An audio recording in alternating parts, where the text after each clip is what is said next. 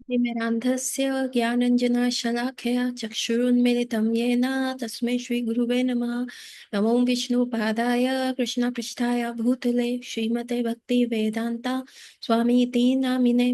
नमस्ते सरस्वते देवे गौरवाणी प्रचारिणि निर्विशेष शून्यवादी पाश्चात्यदेशतारिणि।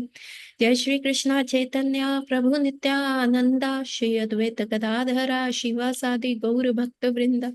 हरे कृष्णा कृष्णा कृष्णा हरे हरे, हरे राम राम राम हरे हरे।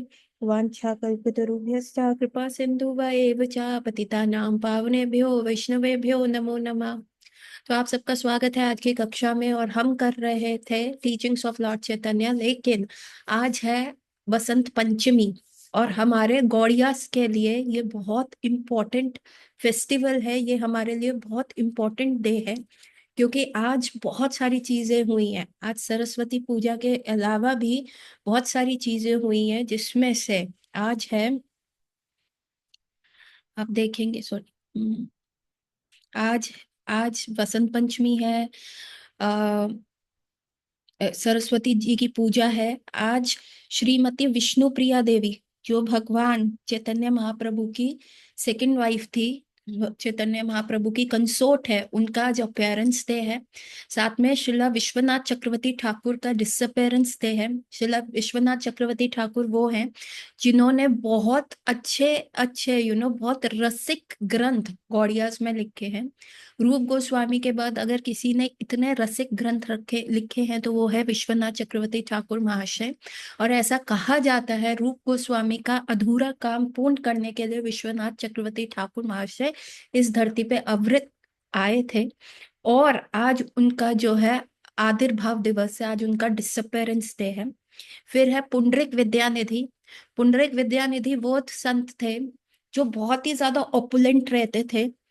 उनके बहुत ज्वेल्स पहनते थे, मुंह में पान रहता था, pearl necklaces, gold rings, silk robes ऐसे पहनते थे।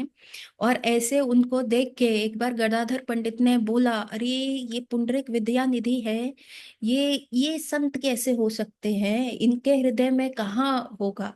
लेकिन जैसे ही वहां खड़े हुए एक व्यक्ति ने भगवान का पद गाना शुरू करा, वढ़ा पीड़म नटवर वपु, भगवान के रूप माधुर्य के बारे में बात करना शुरू किया, उसी समय पुंडरीक विद्यानिधि एकदम अष्ट सात्विक विकार आ गए उनमें से, और जिस बेड पे वो बैठे हुए थे उस बेड से वो गिर गए। और उनकी बॉडी में से पर्सपिरेशन, मुंह से थूक वगैरह, पूरा ऐसा लगा कि जैसे उनको दौरा पड़ गया हो मिर्गी का। लेकिन दैट वाज अष्ट सात्विक विकार। एंड गदाधर पंडित को अपना गलती रियलाइज हुआ और उन्होंने जाके सरेंडर किया पुंडरीक विद्यानिधि को, और उन्हीं से फिर जाके दीक्षा ली। ठीक है। Then today is Raghunath Das Goswami appearance day. Raghunath Das Goswami कौन है? दास गोस्वामी बहुत रिच फैमिली के थे और बाद में उन्होंने सारा जीवन अपना राधा कुंड पे व्यतीत किया। वो चैतन्य महाप्रभु के साथ रहे थे। चैतन्य महाप्रभु जब इस धराधाम से चले गए तो उसके उपरांत रघुनाथ दास गोस्वामी को ऐसा लगा कि उनके प्राण धन चले गए हैं और उन्होंने कहा मैं अब मर जाऊंगा। तो उन्होंने कहा कि नहीं, तुम ऐसा करो, गदाधर पंडित के पास जाओ, गदाधर पंडित से जाके तुम भागवतम सुनो। वो गदाधर पंडित के पास गए। उन्होंने कहा अभी क्या है, मेरे पास एक ही भागवतम का सेट था और मैं और चैतन्य महाप्रभु वही पढ़ते थे और हम दोनों के आंखों में से अश्रु आते थे, तो वो सारी लिपि उसकी खराब हो गई है। तुम जाओ एक और भागवतम का सेट लेके आओ तो फिर हम पढ़ाई करेंगे। वो एक साल लगा के भागवतम लेके आए तो उनको पता चला गदाधर पंडित भी, उन्होंने भी देह त्याग कर दिया है, वो भी इस धराधाम से चले गए हैं। फिर सोचने लग गए तो फिर उनको किसी ने कहा जाओ आप ना, छह गोस्वामी अभी भी वृंदावन में, आप ब्रज में जाओ, अब रूप गोस्वामी और सनातन गोस्वामी से जाके मिलो। और वो वहां रूप गोस्वामी और सनातन गोस्वामी से मिलने गए। वहां जाके उनको पता चला कि भाई सनातन गोस्वामी और रूप गोस्वामी भी अब इस धराधाम से चले गए हैं। अब तो उन्होंने कहा मैं जमुना जी में कूद के डेफिनेटली अपने आप प्राण त्यागूंगा। लेकिन तब उनको फिर उन्होंने बताया कि नहीं, आप अपने प्राण मत त्यागिए, आप जाइए राधा कुंड पे वास कीजिए। और इट वाज, हाँ, राधा कुंड पे वास कीजिए, और वहां जाके आप जो है चैतन्य महाप्रभु के सबसे समीप जो थे आप ही रहे थे, है ना। सबसे ज्यादा समीप आप रहे हैं, और आप वहां पे जाके क्लासेस दीजिए, किस पे? चैतन्य चरितामृत के ऊपर क्लासेस दीजिए, और चैतन्य महाप्रभु की लीलाओं के बारे में बताइए। और रघुनाथ दास गोस्वामी सुबह से लेके शाम तक वहां पे यही उनके काम थे। वो 2 दिन में एक बार खाना खाते थे, थोड़ा सा छाछ पीते थे, वैष्णवों को प्रणाम करते थे, और चैतन्य चरित के ऊपर सुबह से लेके शाम तक राधा कुंड पे क्लास देते थे। उन्हीं के नोट्स कविराज गोस्वामी ने बनाए थे, और उन्हीं के नोट्स कविराज जो गोस्वामी ने वो लेक्चर सुन सुन के बनाए थे, वो फिर मैनिफेस्ट हुई चैतन्य चरितामृत के रूप में। और आज जो है अपीयरेंस डे है श्री रघुनंदन ठाकुर का। Now who is this Raghunandan Thakur? So see, so many Vaishnava saints का अपीयरेंस डे है, और विष्णु प्रिया देवी का भी अपीयरेंस डे है, जो कि महाप्रभु की कंसोर्ट थी। विष्णु प्रिया 12 साल की थी जब उनके विवाह महाप्रभु से हुआ था, और महाप्रभु तब 20 साल के थे। और ऐसा कहा जाता है कि चैतन्य भागवत में से विष्णु प्रिया और महाप्रभु का जो वेडिंग सेरेमनी है, वो जो मैरिज सेरेमनी है, उसके बारे में सुनने से इवन वैकुंठवासी तक तर जाते हैं। वैकुंठवासी वो तर जाते हैं, तो हम जैसे जीवों का तो क्या ही, जो अधम धरती पे बैठे हैं उन जीवों का तो क्या ही होगा। इतना मतलब ऑस्पिशियस होगा। और इवन जब वैकुंठवासी तर सकते हैं, तो धरती पे बद्ध जीव तो बिल्कुल ही गोलोक ही चले जाएंगे उनका ऐसा वेडिंग सेरेमनी सुनने से। एंड महाप्रभु जब 24 साल के थे तब विष्णु प्रिया 16 ईयर्स की थी, और महाप्रभु में 24 ईयर्स की एज के ऊपर संन्यास ले लिया था। एंड विष्णु प्रिया तब 16 ईयर्स की थी, एंड शी क्राइड। एंड 10 दिन के बाद, महाप्रभु के संन्यास के 10 दिन उपरांत, महाप्रभु शांतिपुर में आए थे। तब नित्यानंद प्रभु ने सची माँ को बताया था, क्योंकि सची माता और विष्णु प्रिया दोनों ही कुछ खाना पीना उन सब ने छोड़ दिया था, और उनकी हालत इतनी दयनीय हो गई थी। तो नित्यानंद प्रभु ने सची माता को बुलाया कि आप जाओ, आ गए हैं महाप्रभु संन्यास लेके 10 डेज में, अभी शांति प्रिया अद्वैताचार्य के घर पे हैं, तो आप जाके मिल लीजिए फिर। तो दोनों सास बहू निकले मिलने के लिए, तो नित्यानंद प्रभु ने मना कर दिया कि माता, आपके लिए आज्ञा है, परंतु ये पत्नी है इनके पूर्वाश्रम की, इनके लिए आज्ञा नहीं है, ये नहीं जा सकती। और वहीं विष्णुप्रिया गिर गई, तो सची माता भी कहने लगी फिर मैं नहीं जाऊंगी। तो विष्णुप्रिया ने कहा नहीं नहीं माते, आप जाइए, मैं तो हतभागिनी हूँ, अभागन हूँ, मैं कुछ नहीं कर पाऊंगी। और उसके बाद क्या हुआ, महाप्रभु जगन्नाथपुरी से दोनों के लिए प्रसादी भेजते थे। जब भी कोई नवद्वीप आ रहा होता था, तो महाप्रभु हमेशा उन लोगों के लिए प्रसादी भेजते थे। इनफैक्ट दोनों के लिए वस्त्र भी भेजते थे। और Vishnu Priya live till the age of 88। And all those 62 years, 62 years she spent in separation.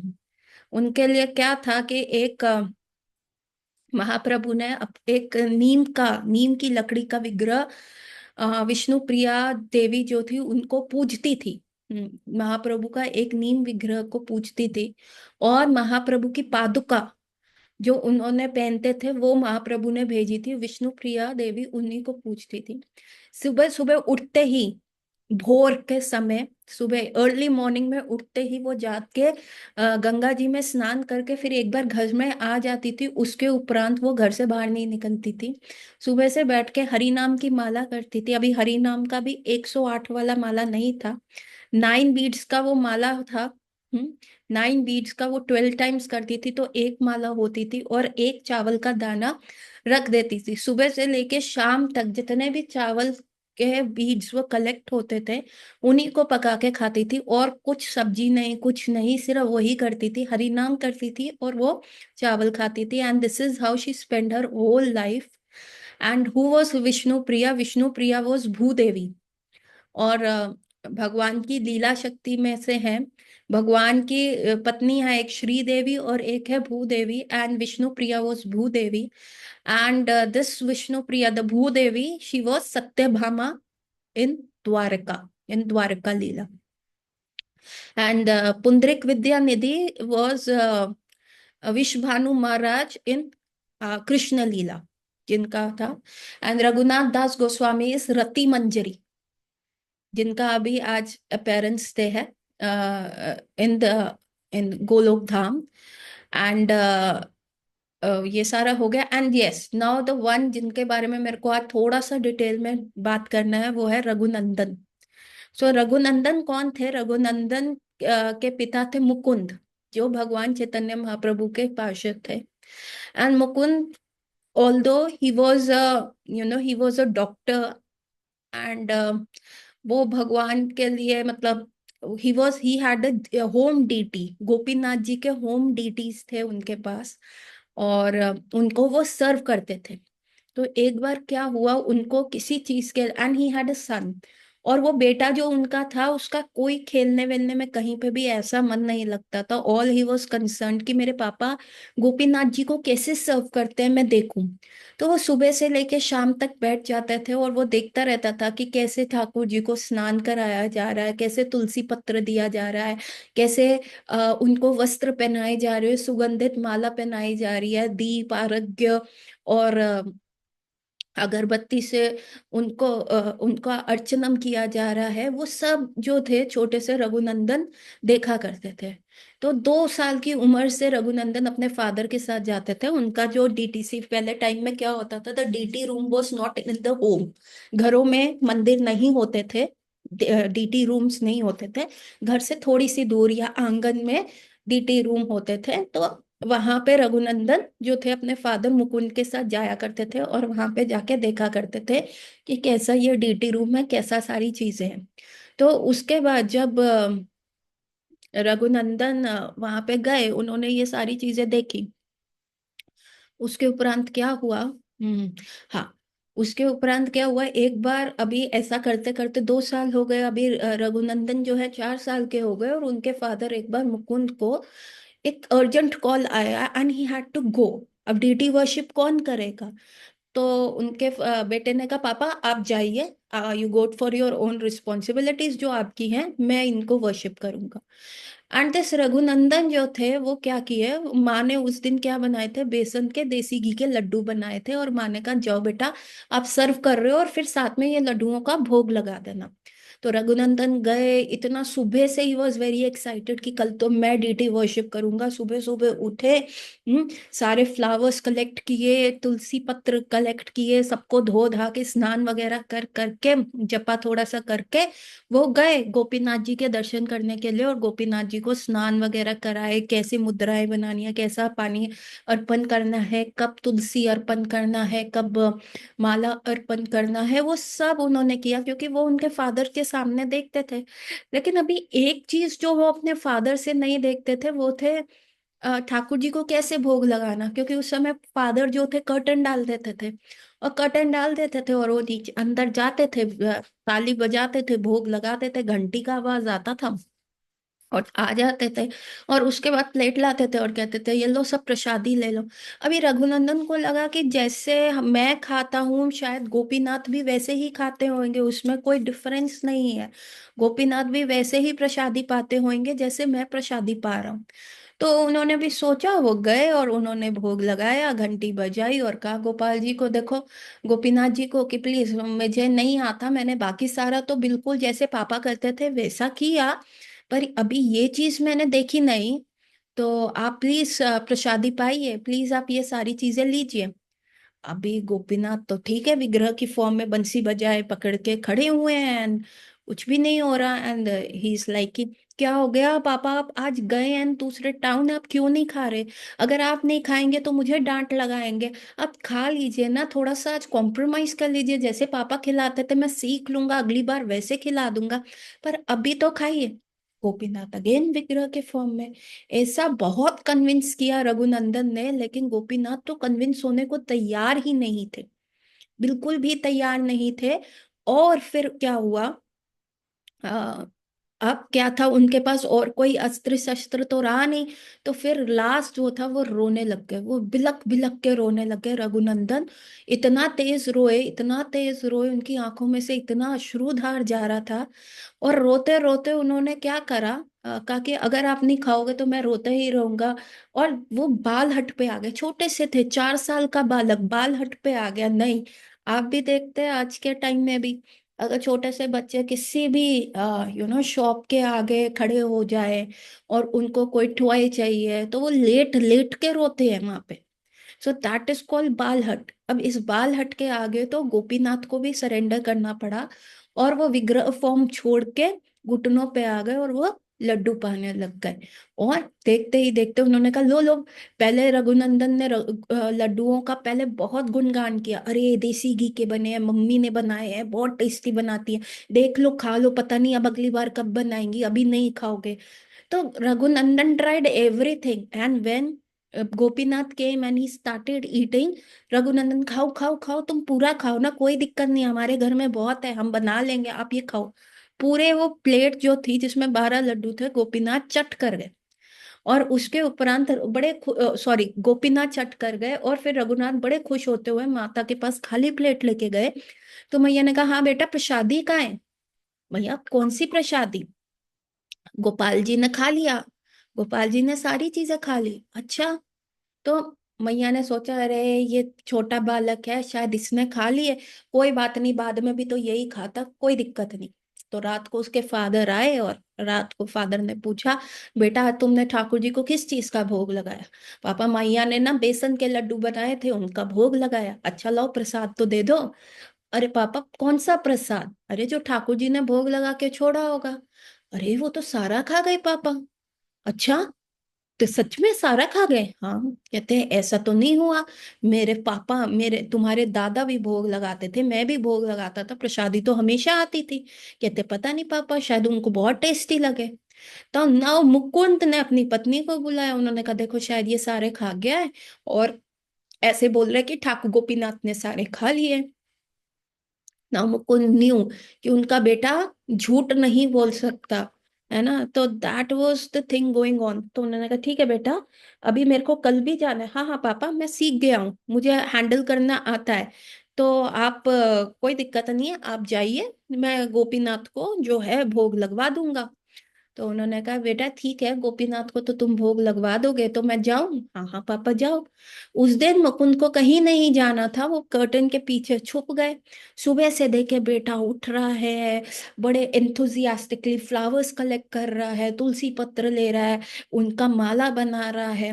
And Gopinath को जाके लेके गए, और मैया ने फिर आज लड्डू बनाए, और फिर रघुनंदन फिर ले गए, फिर सारा कार्य किया, और कहा कि देखो इस बार थोड़ा सा तुम ज्यादा टाइम नहीं लगाना, जल्दी खा लेना। अभी गोपीनाथ चुप है, उनको पता है बाहर मुकुंद खड़ा है, पर्दे के पीछे से झांक रहा है, तो कैसे आए?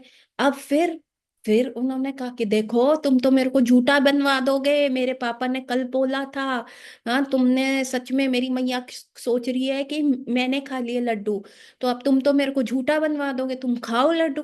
आज क्यों नहीं आए? कल तो आ गए थे, क्यों नहीं आए?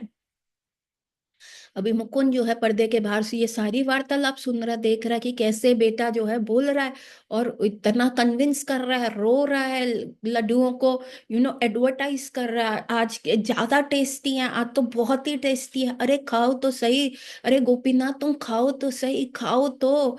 और ये सब मुकुंद जो है सुन रहे हैं, और थोड़ी देर के बाद क्या होता है, वो वार्तालाप आनी बंद हो जाती है। तो वो कर्टन से देखते हैं, तो वो देखते हैं, अरे गोपीनाथ सब अपनी मुरली वुरली त्याग कर घुटन करके आके और लड्डू खा रहे, और आधा लड्डू उन्होंने खाया, आधा उनके हाथ में है। और जैसे ही मुकुंद को देखते हैं, वो विग्रह, वो फिर से विग्रह फॉर्म में आ जाते हैं, एंड मुकुंद की आंखों में से अश्रु, कि अरे ये कार्य तो कोई भी नहीं कर सकता, रघुनंदन तुम्हारी भक्ति तो इतनी है कि गोपीनाथ की मुरली हटा के तुमने उनको गोपाल बना दिया। तो जो ये लड्डू गोपाल हैं, ये हमारे गौड़ीय संप्रदाय से आए हैं। ये एक भक्त और भगवान के बीच में जो एक संबंध था प्रेम का, उसको स्थापित करते हैं। तो यदि किसी के घर, हमारी पद्धति है कि हम ऐसे रघुनंदन के फॉर्म में गोपाल जी को, जो लड्डू गोपाल जी को सर्व कर सकते हैं। तो हम कहते हैं ना कि क्या सर्व करना है, कैसे सर्व करना है, हमारा तो वात्सल्य रति है ही नहीं, हमारा तो मोर ऑन द माधुर्य रति है। लेकिन नहीं, इट वॉज मुकुंद जिन्होंने, इट वॉज रघुनंदन जिन्होंने ये लीला करा, मतलब गोपाल जी को, गोपीनाथ को गोपाल बनाया अपने भक्ति के बल पे। अब ये रघुनंदन की ख्याति सारी जगह फैल गई कि 4 साल के बालक ने जो है गोपाल जी को, गोपीनाथ को गोपाल बना दिया। और रघुनंदन के घर के आगे कदम का वृक्ष था। अभी गोपाल जी थे, छोटे से गोपीनाथ के विग्रह थे, वो गोपाल जी बन गए। तो छोटी सी गर्दन थी, हमेशा वो कदम का वृक्ष 2 फूल देता हर रोज, जिसको छोटे से रघुनंदन, और वो उसी डाली पे देता जिसपे रघुनंदन का हाथ जा सकता, और वो 2 फूल तोड़ के रघुनंदन उनकी माला स्ट्रिंग करके अपने गोपाल जी को पहनाते थे और सर्व करते थे।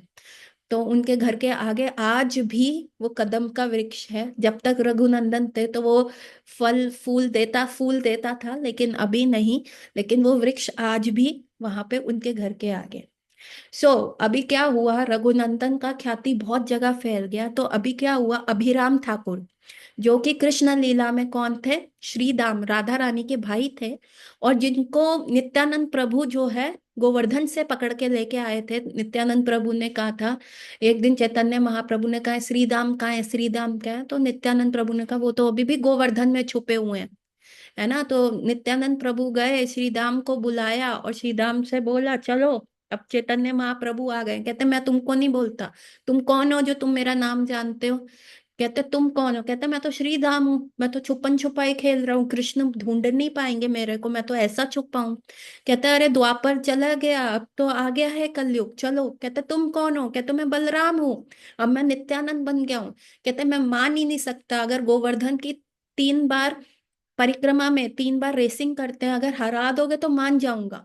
नित्यानंद हरा देते हैं और वो अभिराम के रूप में आते हैं चैतन्य महाप्रभु की लीला में। अभी अभिराम ठाकुर को क्या था कि वो जहां पे भी दंडवत करते थे कई विग्रहों को, तो वो विग्रह अगर उनमें पावर नहीं होती थी, पोटेंसी नहीं होती थी, वो ब्रेक हो जाते थे, बर्स्ट हो जाते थे। और कोई भी क्लेम करता था कि मेरे में अष्ट सात्विक विकार आ गया, कृष्ण प्रेम, वो उनको भी दंडवत करते थे, तो उनका भी उसी समय मृत्यु हो जाती थी, हेड बर्स्ट हो जाता था। और ऐसे ही क्या हुआ, नित्यानंद के 6-7 बालक पुत्रों को उन्होंने मार दिया था। कैसे कि उनको जाके दंडवत प्रणाम करते थे, अरे ये निताई के पुत्र है तो डेफिनेटली निताई बलराम है, भगवान के पुत्र है। तो ये करते थे। अभी क्या और एक तो ऐसा भी है कि कई विग्रह टूट गए, कई विग्रहों को तो ऐसा ही किया जाता है। नवदीप मंडल परिक्रमा में ये मेरे लिए भी बहुत एस्टोनिशिंग था जब मैंने ये सुना था। वहां पे एक विग्रह है राधा कलाचंद जी के। वहां पे जब अभिराम ठाकुर आए उनको प्रणाम करने के लिए, तो जो कृष्ण है वो अपनी, जो विग्रह फॉर्म में कृष्ण थे वो अपनी जगह छोड़ के राधा रानी के पीछे छुप गए, और ऐसे उन्होंने दुपट्टा कर लिया, है ना, राधा रानी का दुपट्टा कर लिया। अभी क्यों, क्योंकि श्रीधाम कौन है, श्रीमती राधा रानी के भाई, तो कृष्ण ही डर गए। वो विग्रह फॉर्म में आज भी ऐसे विग्रह, वैसे Krishna stands eight right hand side of Shrimati Radha Rani. अभी राधा रानी देख रही है, अरे कृष्ण कहाँ गए, तो देखा तो वो उनके पीछे छुपे हुए हैं। और सामने अभिराम ठाकुर आके प्रणाम कर रहे हैं। तो ये आज भी इस रूप में राधा कलाचंद्र जी के विग्रह नवदीप मंडल परिक्रमा में है, जहाँ उनका होता है। ये अभिराम ठाकुर को पता चला मुकुंद के पुत्र के बारे में, रघुनंदन के बारे में, और वो उनसे मिलने आए, रघुनंदन से मिलने के लिए आए कि मैं उसको प्रणाम करूंगा। तो मुकुंद और उसकी माता ने उनको छुपा लिया, उनको घर से बाहर नहीं निकलने दिया, कहा कि नहीं नहीं बेटा, आज तुम घर से बाहर नहीं निकलोगे। उन्होंने कहा नहीं मैया, कहते नहीं नहीं बेटा, आज बात मानो, आज घर में रहो, कल खेलने जाना। तो यहाँ पे अभिराम ठाकुर आए, मुकुंद को कह रहे हैं मुझे अपना पुत्र दिखाओ, मैंने उसके बारे में सुना है। तो मुकुंद कह रहे हैं नहीं नहीं, आज तो वो बीमार है, लेटा हुआ है, सो रहा है, वो नहीं आ सकता। कोई नहीं, मैं सोते हुए को देख लूंगा। नहीं नहीं, आज उसकी तबीयत ठीक नहीं है, रहने दो ना, फिर कभी आ जाना, फिर मिला देंगे। ऐसे ऐसे करके अभिराम बहुत ट्राई किए, लेकिन मुकुंद ने दरवाजा ही नहीं खोला। फाइनली अभिराम वहां से जा रहे थे, और वहां जो रघुनंदन थे उनको पता ही नहीं कि बाहर क्या हो रहा है। वो ऐसे खिड़की पे खड़े हुए देखा कि अरे बहुत सारे बॉयज खेल रहे हैं, चुपके से स्नीक आउट कर गए बाहर कि उनके साथ खेलने में। अभी अभिराम गांव के में घूम ही रहे थे, तो देखा कि अरे एक सुंदर सा बालक इतना तेजस्वी है, बाकी सब बच्चों के साथ खेल रहा है, इसमें अलग ही उसकी बॉडी में से तेज निकल रहा है। तो अभिराम ठाकुर ने जाके उनसे पूछा, बेटा कौन हो? उन्होंने कहा, मैं, मेरा नाम रघुनंदन है। रघुनंदन हो? अच्छा, तुम्हारे फादर का क्या नाम है? मेरे फादर का नाम मुकुंद है। अरे अच्छा, तुम मुकुंद के पुत्र रघुनंदन हो? हाँ हाँ, मैं मुकुंद के पुत्र रघुनंदन हूँ। आप क्यों पूछ रहे हैं मेरे से, और आप इतना मेरे को घूर घूर के क्यों देख रहे थे? कहने लगे, नहीं नहीं, मैं तो तुमसे तुम्हारे घर मिलने आया था, और तुम्हारे पापा कह रहे थे तुम बीमार हो। हाँ, पता नहीं, आज पापा मेरे को बाहर जाने ही नहीं दे रहे थे, तो मैं अभी छुपके से बाहर आ गया चाचा जी। पर आप बताएं, आप मेरे को क्यों घूर रहे हैं? कहते, अरे बेटा, तुमको तो मेरे को प्रणाम करना है, तुमने ही तो गोपीनाथ को गोपाल बनाया। और फिर अभिराम ठाकुर ने उनके समक्ष दंडवत प्रणाम किया, रघुनंदन के आगे, और खड़े हुए देखा, रघुनंदन को कुछ नहीं हुआ। Again then he went down. Abhiram Thakur again दंडवत प्रणाम किया, फिर खड़े हुए, देखा तो रघुनंदन हंस रहे हैं। चाचा जी, आप ये क्या कर रहे हैं? अब बार बार मेरे को प्रणाम क्यों कर रहे हैं? अगेन अभिराम ठाकुर ने फिर प्रणाम किया, फुल पावर, फुल पोटेंसी से प्रणाम किया। एंड देन अगेन ऊपर हुए, और रघुनंदन हंस रहे हैं। एंड नाउ तो अभिराम ठाकुर न्यू कि ये जो है, ये एक वैष्णव है, और ये जो रघुनंदन थे वो कृष्ण लीला में एक मंजूरी रूप में थे। And both Abhiram Thakur and Raghunandan आलिंगन किया, और इतना जोर जोर से नाचने लग गए, इतना ऊंचा ऊंचा कूद कूद के नाचने लग गए। दोनों में अष्ट सात्विक विकार इस प्रकार से आ गए कि रघुनंदन ने अपने पैर में पहनी हुई थी नुपुर, वो नुपुर जो थी, इतना डांस कर रहे थे, 6-7 किलोमीटर जाके दूर गिरी, और वहां पे एक नुपुर कुंड बन गया। और आज भी वहां पे गौड़िया मठ है, और रघुनंदन का नुपुर वहां पे है। So that is the Leela. And one time Mukund and Raghunandan जो थे, चैतन्य महाप्रभु से मिलने गए थे, और चैतन्य महाप्रभु से मिल रहे हैं, और चैतन्य महाप्रभु को पता है कि रघुनंदन कैसे है और रघुनंदन ने क्या किया है। तो चैतन्य महाप्रभु मुकुंद से पूछते हैं, अरे मुकुंद, बताओ, कौन कौन कौन पिता है और कौन बेटा है? बताओ ना, क्या रघुनंदन तुम्हारे पिता है, या तुम इसके पिता हो? तुम बताओ। तो अभी कौन है? रघुनंदन 4 साल के बालक है, और मुकुंद कौन है? ऑफ कोर्स उनके फादर है। तो फिर चैतन्य महाप्रभु जब ऐसा बोलते हैं, तो मुकुंद कहते हैं, ये मेरा पिता है, ये भक्ति में मेरा पिता है प्रभु। ये देखिए इसने क्या किया है, इसने अब गोपीनाथ को गोपाल बनने में, अपनी भक्ति की शक्ति के ऊपर गोपीनाथ को गोपाल बनने पे, प्रसाद खाने पे मजबूर किया। ये मेरा पिता है, मैं भक्ति में इसका बालक हूँ। तो आप देखेंगे, हमारे लिए ये गौड़िया वैष्णविज्म के लिए लड्डू गोपाल के विग्रह भी क्या है, उस लीला को प्रकाशित करते हैं, जिसमें गोपीनाथ जो है अपनी मुरली छोड़ के घुटने के बल आके रघुनंदन का वो जो लड्डू उनके हाथ में है वो खाते हैं। वो मक्खन नहीं है, वो लड्डू है। वो लड्डू आधा खाए हुए हैं, और that was because of Raghunandan. और 500 ईयर्स से, 500 साल हो गए इस लीला को हुए, ये विग्रह स्थापित हुए। और हमारे गौड़िया वैष्णविज्म के लिए ये एक बहुत इंपॉर्टेंट डे है। We have the appearance day of Raghunath Das Goswami, Raghunandan Goswami, Vishnupriya माता जी का जब पेरेंट्स डे है, and then Pundarik Vidyanidhi, and और विश्वनाथ चक्रवर्ती ठाकुर का ये डिसअपेरेंस डे है। सो हमारा जो गौड़िया लाइनेज है उसके लिए ये वसंत पंचमी जो डे होता है, it is very very special.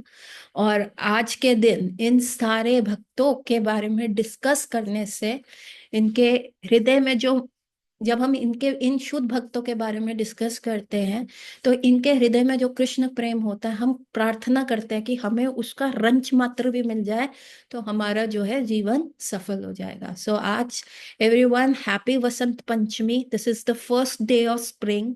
The winters are gone and now the spring has arrived. Gaur Ratri, everyone, and tomorrow we will continue with this, our book. Happy Vasant Panchami to all of you. Hari Bol.